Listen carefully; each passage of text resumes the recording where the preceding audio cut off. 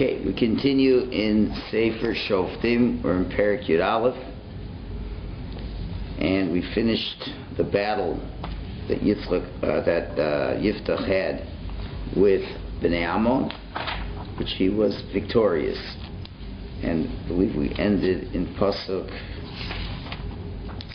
We finished Lamed Gimel, I believe. He makes a vow that wherever it's on I don't think we did with Lamed Gimel. We finished Lamed Gimel. We'll go over, it doesn't matter. Yeah. Okay, so he makes the vow that the first thing that comes out of his house, he will either bring it as a korban or he will dedicate it totally to Hashem. That's how many of the Meforshim explain this. So what happens is, so let's just continue now, Lamed Beis, go back on Beis. Vayavor Yiftach el Bnei Ammon lilochem bam, and Yiftach passes by to the Bnei Ammon to fight with them. Vayitnem Hashem b'yado, and Hashem gives him into his hand. Yeah, we did this. He hit them from the city of Aroer until you come to Minis, and there's 20 cities along that way. Bad Ovel Kromim, until a place called Ovel Kromim. Maka Gedolim Odi, hits them a very big destruction. And the people, the children of Ammon, were subjugated before the Jewish people. They were humbled.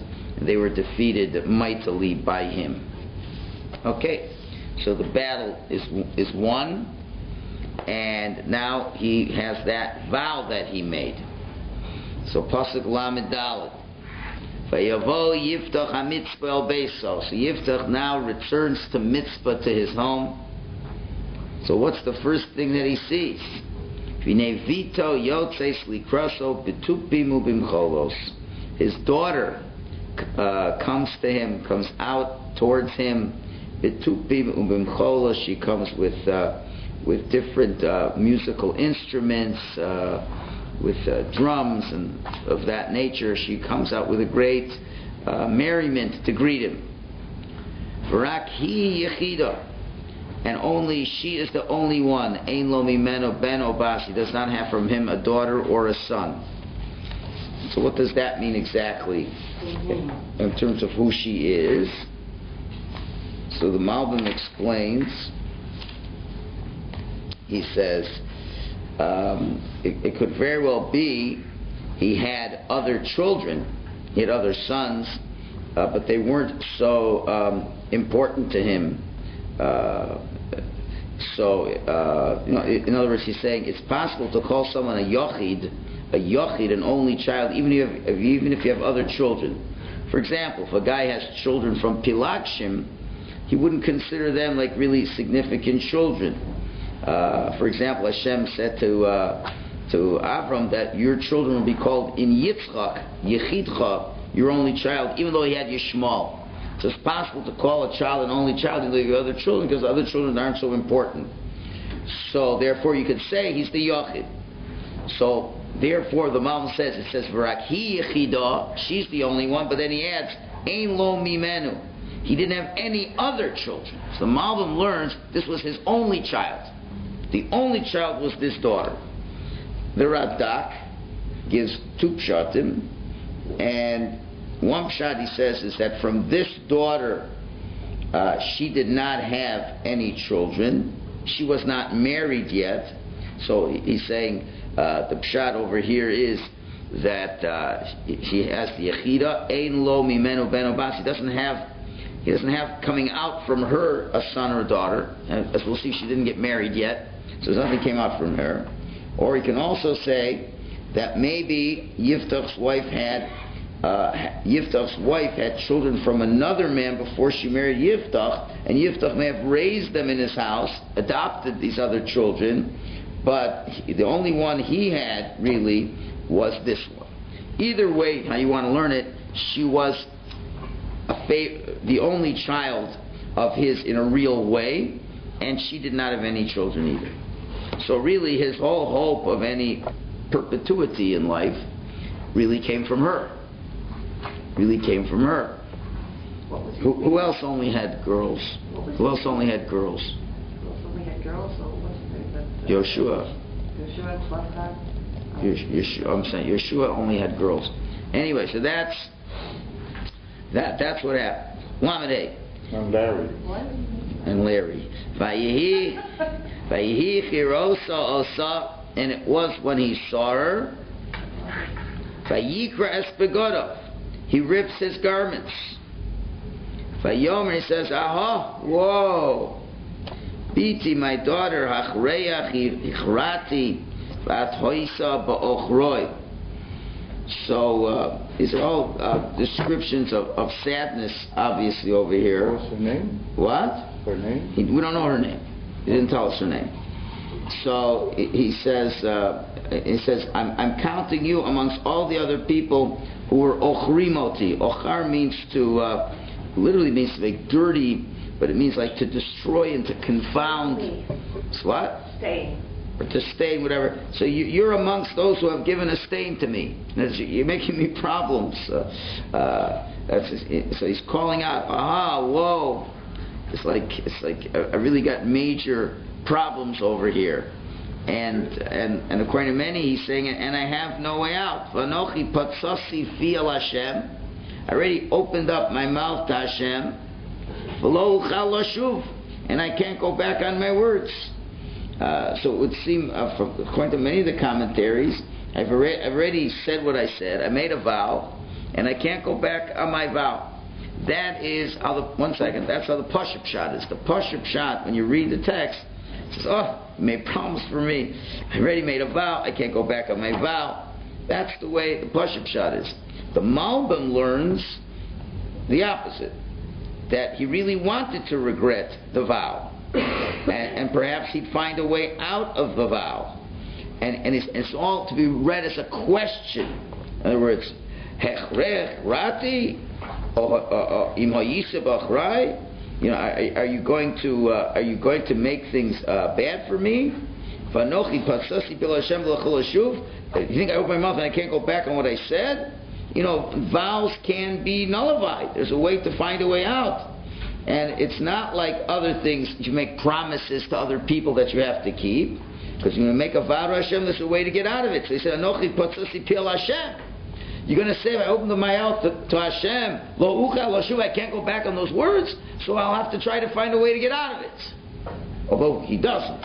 But at least from these words, he's going to try to find a way out of this.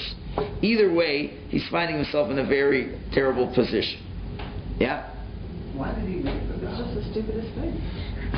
Why did he make the vow? Relatively few cases of people making vows. And it doesn't even seem to be a relevant vow. It just seems to be well, okay, I'm still trying to put together all the pieces of this. And I don't have all the pieces together. Hopefully by tomorrow I'll have them all together. I mean, there's obviously things on a simple level, things on a higher level. So the truth of the matter is, this vow does bring into mind other vows that have been made. Now remember, there is a concept of making vows when you are in crisis. He was in crisis, right? He was in crisis. What other people? Which of them made very significant vows in times of crisis? Chana made a vow. Chana made a vow. But it was. Well, let's start with Yaakov. When Yaakov ran away from Esav, he was going to Haran. He was in a very desperate strait. All his money had been taken away from him. He's coming penniless to Lavan. He has the dream of the ladder, right? And after Hashem promised him everything in the dream, and he comes back and he says, okay, if you will protect me along the way and take care of me, I promise I will come back and make this place over here into a temple, and I'll bring a korban over here. I'm just saying, that's a vow that was made in trouble. We find another example, the children in the Jewish people in the desert, in the days of Moshe Rabbeinu, after Aaron died, it's when the Canaanites fought with them, they also made a vow that Hashem should take care of them. So you see, there is a concept of making vows when one is in crisis. Now, what's interesting, the Torah says, really, and Shlomo Melech reiterates these words, says it's always better not to make vows. The Torah says it's better not to make vows Because a vow is a very strong thing. The rabbis say, they denigrate making a vow. They say it's almost as if you build a bama. As if you build your own private mizbech, which is not allowed. Gemara in the Durham says anyone who makes a vow is called a sinner, even though he fulfills it. Generally speaking, people should not make vows, because remember, when you make a vow, using your mouth is a very powerful tool. We don't understand how powerful the tool is. When your mouth says something, it creates realities. If you make a vow that this kosher chicken, I make a vow I cannot eat it, it's like treif.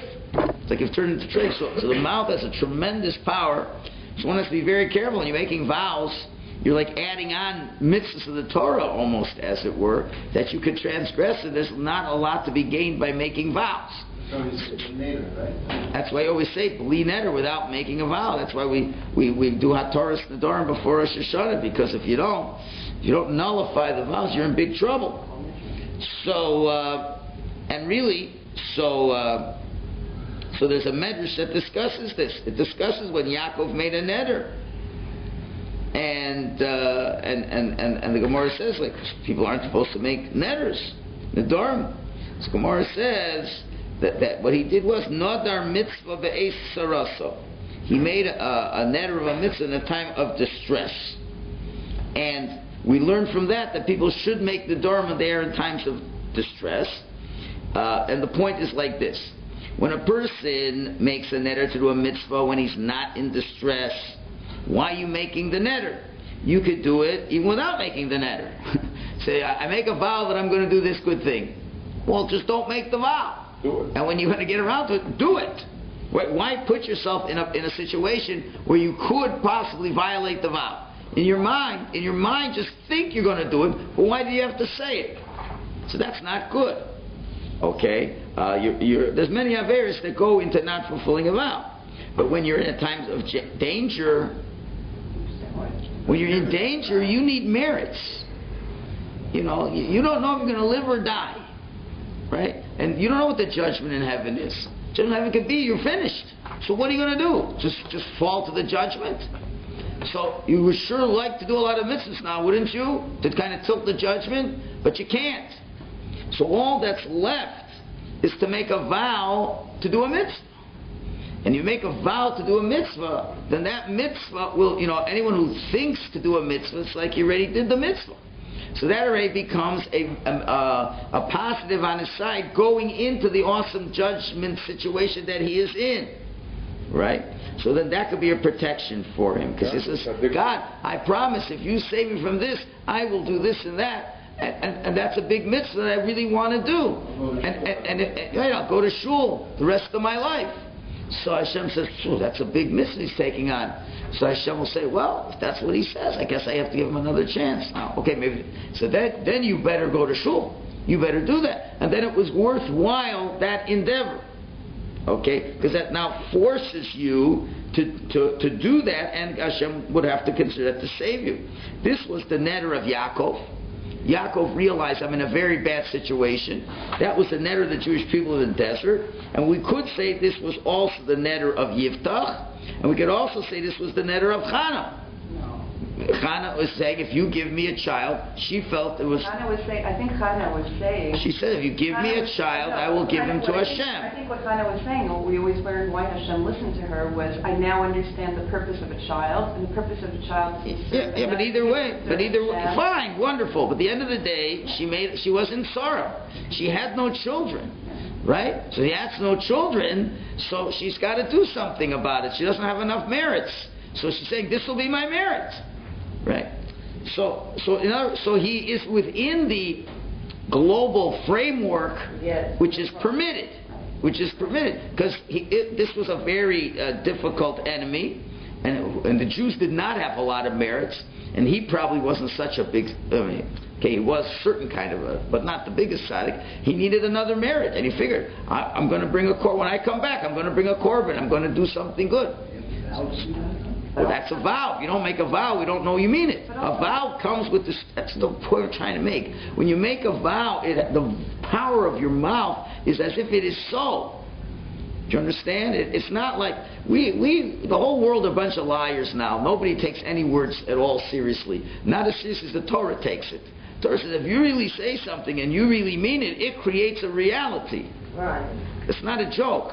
Is it reality? But if people just say they don't mean it, then obviously, that's really bad. Because now you're creating realities that you're not going to uphold. And then things can be much worse. So it's very bad. So in general, don't make a vow. Don't get yourself into these sticky situations. And just do it when it comes. But when you're in a situation where, there may be no tomorrow, then you got to pull out all the stops. You got to try everything you can. So more merits. But what if you don't keep it? What if you don't keep it? I might not live through today. So now he does all these 4 situations. We're saying, let's give it the merit as if we had done it, and this will be the schus to win the battle. And now I'm going to have to do it. And if you don't, God will really be upset with you in a major way. So you can understand. Okay, we have a long way to go, but you can understand why Yiftach says, I really have to keep this vow. Insofar as that must have been the vow that tipped the things in my favor to save me. And the Jewish people, no less. And therefore, I just can't easily push off this vow. Okay, there's still more to talk about. Wait a minute. But I'm saying this was a critical point. Okay, so now we come to another Gemara. But so the idea he had was a good idea. But the way he did it was not proper, and to this we have a Gemara in Tainus. The Gemara in Tainus says there were 3 people who asked in a way that wasn't so proper. To 2 of them Hashem responded properly, and to 1 of them Hashem responded not properly. So these are the 3 people. Eliezer, the servant of Abraham, Shaul, the king of the Jewish people, and Yiftach HaGiloni. Those were the 3. What was not proper? Eliezer, what did Eliezer say? He says, Hashem, I'm going to make a test. How do I know who's going to be the wife for Yitzchak? Whoever comes down to the well and offers for me and my camels and all that, that I will know is the right one. So, that wasn't the nicest thing, because what if a really terrible woman would come and offer him water, right? Or a guy or whatever, right? Yeah. Shaul says, whoever kills Goliath, I'll give my daughter's hand in marriage. Also isn't the greatest thing. And what Yiftach made the vow over here, right? So, and the Gemara says, with Yiftach, how do you know that a pig won't come out to meet you? A tummy thing won't come out to meet you. And that would be a very disgusting thing, to bring Hashem a tummy thing like that. So to him, Hashem did not answer properly, did not respond properly. To Eliezer, what did he do? He brought a wonderful girl. To Shaul, he brought a wonderful man, David HaMelech. Because why? So even though they didn't ask properly meaning to say, it was, you maybe should have worded it a little bit differently, whatever, but it was a tremendous amount of L'Shem Shemayim over there, and more importantly, and here's the critical point, they didn't make a vow. That's what I'm saying. They did not make a vow. Shaul HaMelech didn't make a vow. He just said, whoever will marry will get my wife. He didn't make a vow per se that I promise to do this for Hashem, and I'll do this for Hashem. And Eliezer says, what's going to be the sign that this is the right woman? Is the one who does this and that. But he didn't make a vow, and I vow that the one who does this is there's a difference over here. He used an expression of a vow. And that was the problem. So you have, on the one hand, you have people like Yaakov and the Jewish people and Chana who made vows, but the vows were kehoget, were at least properly worded vows. You have people who did not ask properly, such as Eliezer and Shaul, but it wasn't in the form of a vow. So with Yiftach, he got both problems. He makes a vow, and he made it not properly kind of a vow. So that already has a double against it. And that's what the Medrash Tanchuma says, and this is a very important thing. And really, this is part of the Medrash. One second, there's more to the Medrash over here. It's quite a long Medrash. Medrash is in Parshas B'chukosai. Talks about the idea of, and really there's a lot of issues over here. There's a lot of issues over here. Remember, Yiftach wanted very much to be makar of people. He was into kiruv. That's what he was in with the low lives of the area of Tov and things like this. So he had a lot of good intentions. Now let me just read to you a medrash. This is one of the more obscure medrashim, and some people have maybe some questions of 100% its authenticity, but anyway, it's an interesting medrash. It's called the medrash Aleph Beis de Ben Sira, and it says like this about Yiftach: Hoya Tzadik, he was a Tzadik. V'dor im Shchenim Roim Mishevet Ephraim, but he lived with bad neighbors from the tribe of Ephraim. Remember, he was from Menashe, right? But when he ran away, he had to go to Ephraim, right? He saw that they would burn their sons and daughters for the Baal. And the Torah says you don't bring your child to the Molech. You don't. What's the expression called? That's infanticide or whatever. Killing your children for the gods. But he saw in Shevet Ephraim that that's what they did, and he was hanging around these people. Va'afu asa came, so he did the same thing. Holach v'haragas bita, he went and killed his daughter. It's kind of one opinion, we'll see. Nasa Russia, then he became a Russia. He turned from being a tzaddik into a Russia. He didn't merit to be buried, because as we'll see, as the Medrash said, he developed a very terrible type of tsaras. And in those days, you had a tsaras. What happens is your limbs fall off. You amputate limbs along the way, and that's why it says it doesn't really mention about his burial after he dies, and his limbs were spread all over. Okay, so that's point number one. That's point number one. Now, so he tried to be a tzaddik, but I guess, and here's the critical thing, when you try to reach out to people, you got to be very careful that you do the influencing and you don't get influenced. So clearly, and that, there's subtleties of influence and there's stronger influence. Obviously, this idea to bring a child as an offering, if you think about it for a minute, there is a certain havamina, there is a certain thought to say perhaps that's a very religious thing to do. Sure. In other words, don't we have to have Mesiras Nefesh for Hashem? Don't we have to have dedication to Hashem? You have to inconvenience yourself. You have to, risk, Mesiras Nefesh. The Aked of Avram and Yitzchak, right? So, and Michtam Eliyah says, in theory, you'd think you should bring your child. That's the greatest gift you can give to God. You have to make self-sacrifice. Biggest, but the Torah says you can't do it. Hashem says, as much as you'd think that this would be the epitome of self-sacrifice, Hashem says, don't do it. And in a certain sense, it is kind of a chok. In a certain way. Because, people have to sacrifice a lot in life. If you want to be religious in a way, sometimes you have to give up your whole family. People you love, sometimes you have to give it up. So you could understand, sacrifice is sacrifice. I'll make the ultimate sacrifice. Hashem says, you know what? In theory, you might think so, but I want everybody to live. I want everybody to live, and that's the end of the day. So, but now you're seeing other people are doing it. Then got to remember what the historical times were. Everybody had left Hashem. They weren't serving Hashem.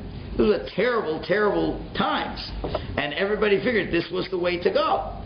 Now Yiftach, was a tzaddik, but was strongly influenced from them. So clearly, he would never have killed his daughter on an altar and just slaughtered her just like that. But, if he already made a vow, okay, maybe he was not the brightest person to making such a vow. But now that he made the vow, and look what happened. The Jewish people were saved because of the vow. And we'll have to discuss a little bit more. He wasn't smart enough to know ways out of the vow. And we'll have to explain later why that was so. So then what recourse does he have? It's not like you got to remember, for us it's disgusting. None of us would kill our children. So you're looking at the wrong context. Over there, they're all killing their children. once you have that in your mind, then it doesn't become so ridiculous. You know, listen, Moshe and Yankel and Shmerel, we're going to invite you for the infanticide of our firstborn child, for our service to the gods. Will bring blessings to us, etc., etc. And they probably made a whole simcha with mazel tovs and invited people for the burning. Remember, that's what they were doing. All right, and it was for real spiritual, religious reasonings. Right? From what they're thinking. This is the way I show that I love the gods. I'm making the ultimate sacrifice. It's wrong. And Yiftach originally knew this was wrong, but he got influenced. So again, he wasn't influenced the fact that he would take his daughter and kill her. He says that you can't do. But now he is halachically bound to do it. Right? Then already, you know, and he sees a lot of people kill their children. He says, but I'm doing it because I made the vow, and Hashem sort of made it. And of course it was the Yad Hashem, because Hashem could have had anybody come out to me. Why did he have my daughter come out to me? He says, must be the Ratzon Hashem. Now of course, you know, we're looking at this, you're an idiot. Right? But if you're in his shoes, in his time, he isn't such an idiot. Right? I will do it B'kedusha b'tahara. I will do it in all holiness. It was part of a vow, and Hashem willed it that my daughter should come out. And I guess you would think, you know, maybe he had a very tzniustic daughter. Figured what daughters would go out with singing and dancing, this in the streets, this and that. He figured his daughter would be the last one to go out to him, and it must be the Yad Hashem. If that's the Ratzon Hashem, then I guess I have to go through it. Right now, let's add a little bit more. There's another, the Medrash Tanchuma now adds a little bit more, which will explain how you could come on to making this mistake. The Medrash says,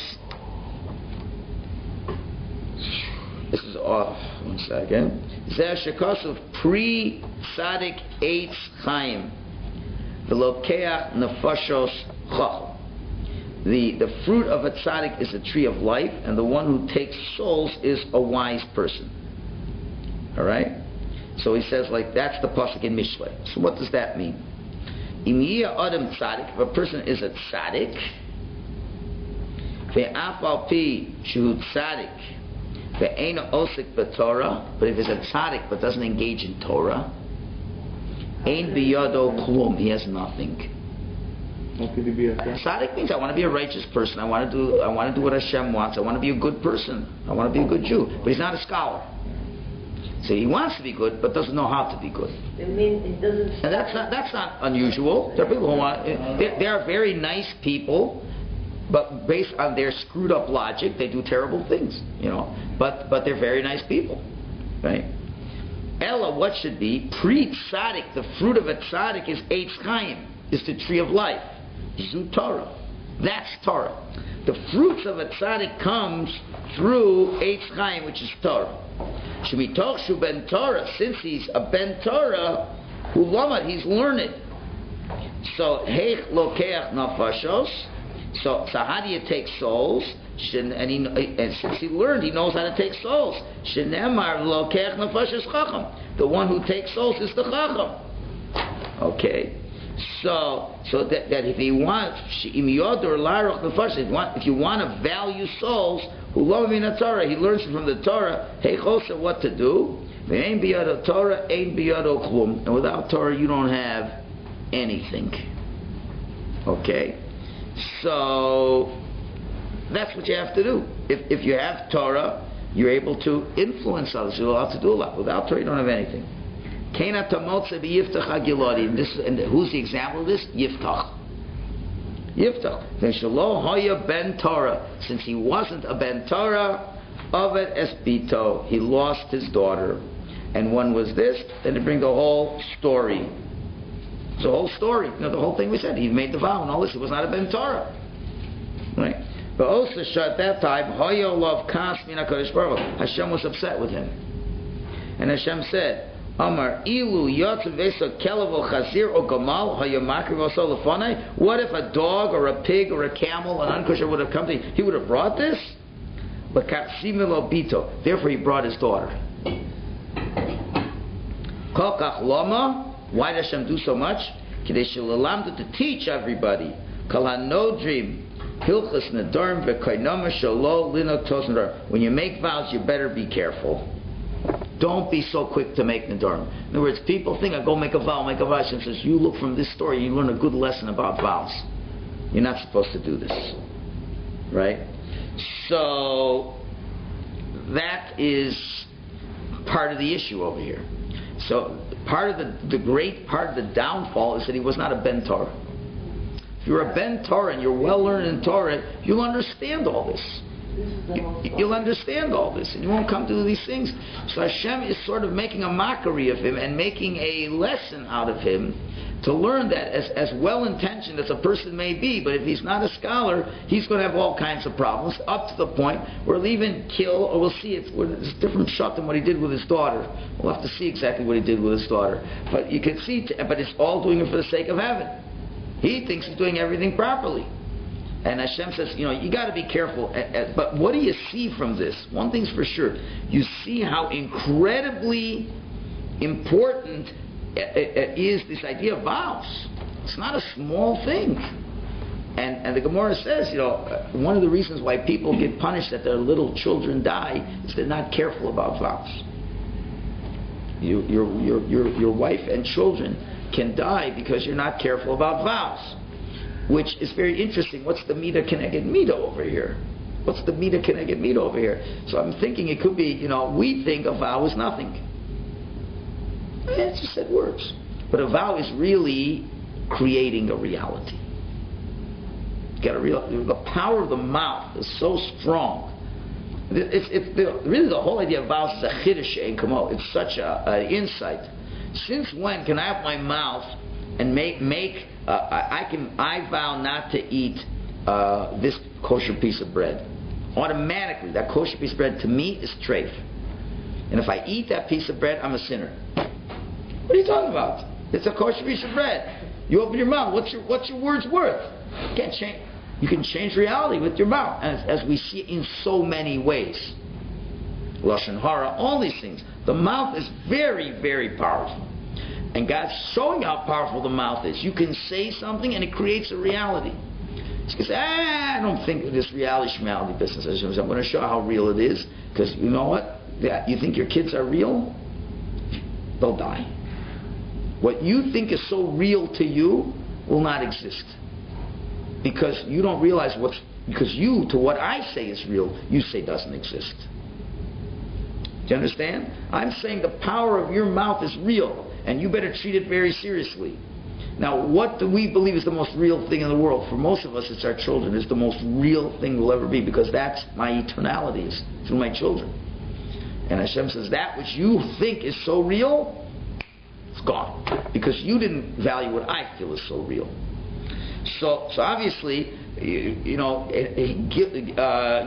had to be this lesson in this area. But we'll see, why it had to come to this. And part of this was, you learn as well, as much as you want to do kiruv, as much as you want to help people, if you're not a Ben Torah, the results will be disastrous. This is on a simple level. Let's say a person, there's all kinds of leniencies that we give for the sake of kiruv, to reach out to others. Certain leniencies, for example, normally we shouldn't listen to girls sing. You're not allowed to listen to women sing. But, let's say it's for kiruv and there's boys and girls who are secular, they're singing together. There's certain leniencies. You don't hear their voices exactly. So you do a kumzis and you hear the girls singing and the boys singing, but, there's leniencies you could rely on. Or let's say, girls who go to Shabbatons, who are not religious, they don't dress so modestly.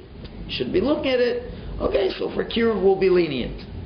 You got to be careful with these leniencies, because unfortunately you might want to be lenient and then you find yourself involved in ways with people of the opposite sex you should not be involved in. You're not being careful. And more than that, you could take your children to Shabbatons and then your children get influenced by them. No? So what happens? You can lose your children in kiruv. You go to a small town to be makar of people. Your kids don't get a proper chinuch. Everybody there is watching television. Everyone there does things that when you were in Lakewood, you would never dream of doing. And now all of a sudden you're doing all these things, and your kids are doing these things. So what's going to happen to your kids? They're going to be spiritually flushed down the toilet. And we understand if a person goes up the derech, it's almost like they died anyway. So Yiftach was not careful in his kiruv efforts, and to such an extent that he goes and makes vows in ways that he shouldn't be making vows. So he's already acting in ways that weren't proper, and vows was a very significant area. So Hashem says, I'm going to show you what kind of problems you're going to have from this. Now, there was a way out, which we'll have to discuss tomorrow, but there could have been a way out, but he didn't employ that way out. Why he didn't employ that way out, we'll have to discuss. Right? But that is what Yiftach did, and you can understand. And again, for kiruv, we have to do this, and maybe he even felt that what do you mean? I have to keep my word. How's it going to look? The leader of the Jewish people doesn't keep his word. That comes up, people don't keep their word. So he kind of got, so someone said, to be fulfilling Hashem's word now, okay, I'm going to have to fulfill the vow. It's a terrible error not to fulfill the vow. Hashem taught me a lesson, hard lesson to learn, but I'll have to learn this. Well, what are people going to learn from that? Isn't necessarily the best thing. So things just spiral out of control where he has maybe trying to maintain his leadership. Remember, he was kind of big and wanting to be the leader. They said, come and help us. Well, only if you make me the leader now. So being the leader was kind of important to him. And sometimes being a leader is so important. You get into kiruv, you get into public areas of helping others. Soon, you get caught up into it being your area of being great for yourself. And how many sacrifices we make on the way to greatness. And maybe we sacrifice our children along the way in different kind of ways. So Gidon is in the most pronounced way. Yiftach, thank you. In the most pronounced way. So we may not sacrifice our children and kill them, but maybe many of us sacrifice our children in ways that we shouldn't sacrifice them at all. That's really the message that we have from Yiftach over here. Yeah. There's still a lot more to talk about, but go ahead. Rabbi mentioned something about measure for measure, right? But at the end of the day, it's his daughter who really pays the price of this vow. Okay, so where's the measure for measure? What did she do? Okay, so it's not always what does she do. We've already explained. This must have been a young girl, because we'll find that she wasn't married. She was for sure under 20. For sure under 20, maybe even under 12. I don't know. It's not clear exactly, but she was young. But the point being, we understand that children are an extension of the parent. When you're under 20, we know that children can die for the sins of the parents when they're under a certain age, because they really are an extension of the parent. So why did she die? Again, God knows His ways. Maybe from a different Gilgal. Why did Dinah have to be raped? Because Yaakov did an Avera. Okay, whatever. Again, it could be other cheshbonos, and it could very well. It's interesting, so interesting, the parallels between Dinah and this girl. Because what does it say by Dinah? She went out to see the girls. So here it's the same thing. That what happens is she goes out. Again, a frum girl doesn't go out singing and dancing in the streets. It's not what a frum girl does. So again, God judges some tzaddikim to the harshest ways. So that already is like a slight thing, and could be if from a previous lifetime there's something that had to be paid up in advance. Did you do the same thing? She did that privately with the women. It was in a separate group. The women were separate from the men. Separate. Chitza and everything. She's going out in the street to her father.